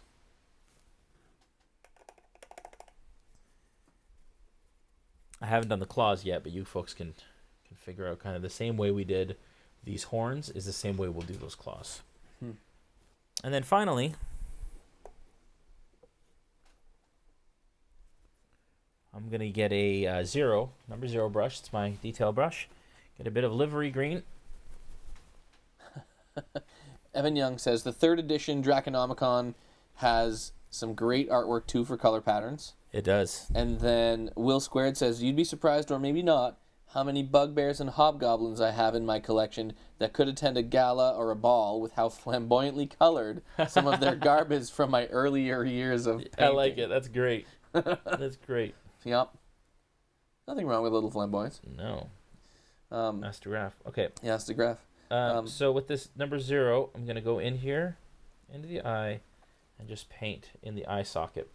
Now, that looks like a large green eye, but once we're done that, we're actually going to use that green ink, and we're going to put some green ink into that area, into that hole, and what it's going to do is it's going to kind of pool around the edges and add some natural kind of gloss shadow with the ink. So because the ink is darker than the livery green, and the livery green is probably almost dry, but you guys can see that face in there. Yeah, it's amazing. All right, so let's hope that's dry. Before we give it a second, we have like 5 minutes. Yep.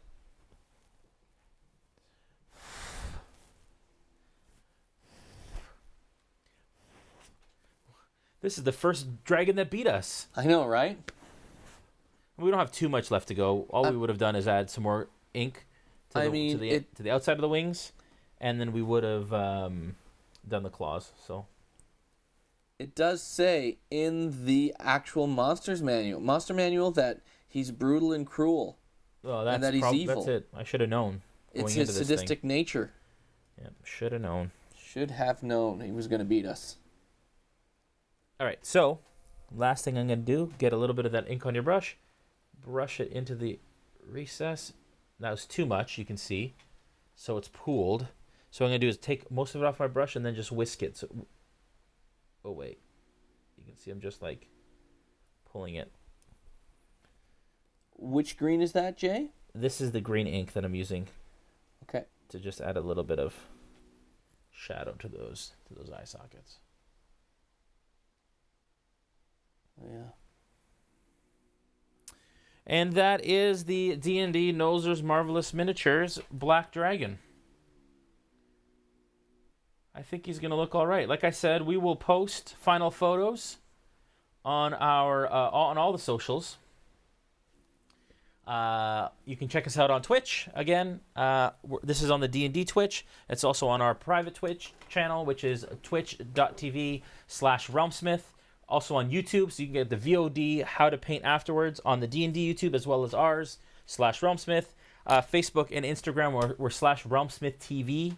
And we will post these to our Facebook and our Instagram pages, along with the other two that we've done already. That was the Copper Dragon, the Blue Dragon. This is the Black Dragon, which was actually a lot of fun. I'm really digging those horns. I think that's probably the highlight of this miniature. Next week, we will be moving on to the Green Dragon. That is the last in the 4 young dragons from the WizKids Wave 8. And then after that, I think we're probably going to do a Shambling Mound, maybe? Oh, I was going to ask what we're going to do after the dragons are done. Yeah, I think we'll probably do Shambling Mound. I think is probably what we'll do. It's something that I've wanted to paint for a little while. It's featured in one of our crates, and so I think that's what we want to do. Is going to be the Shambling Mound, which will be fun. So next week is Green Dragon. Where's the Green Dragon? There it is. It's lots of green. I'm really excited about it. Lots of green. I think that one will probably be able to finish in the 2 hours. Yeah, he looks awesome. I wonder if I should start base coating ahead of time, if I start running out of time. Ooh. On some of the more kind of advanced models. Yeah. Anyways, folks, thank you so much. That's another one in the can. Appreciate it. Thanks to Joel, who has been producing and moderating in the background. Again, check out Origins, the schedule. We will be there June 12th to 16th.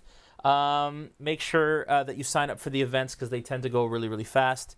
Check out the D&D Twitch for all the awesome coverage from D&D Live. There's lots of interviews and live play for the new adventure system, so it's awesome. It's really, really great. I was glad to be a part of it and to be there live, and you guys will absolutely enjoy all that stuff as it comes out. Make sure that you check out the WizKids Nolzur's miniatures at your local hobby stores, as well as Vallejo Paint, and hopefully you guys can paint with us on the Green Dragon next week. You guys have a wonderful week. We'll see you tomorrow night for Sentinels of the Storm on our Twitch, twitch.tv/RealmSmith for our live D&D gameplay. And then next Sunday, we will be painting a Green Dragon together. You guys have a wonderful week. Peace.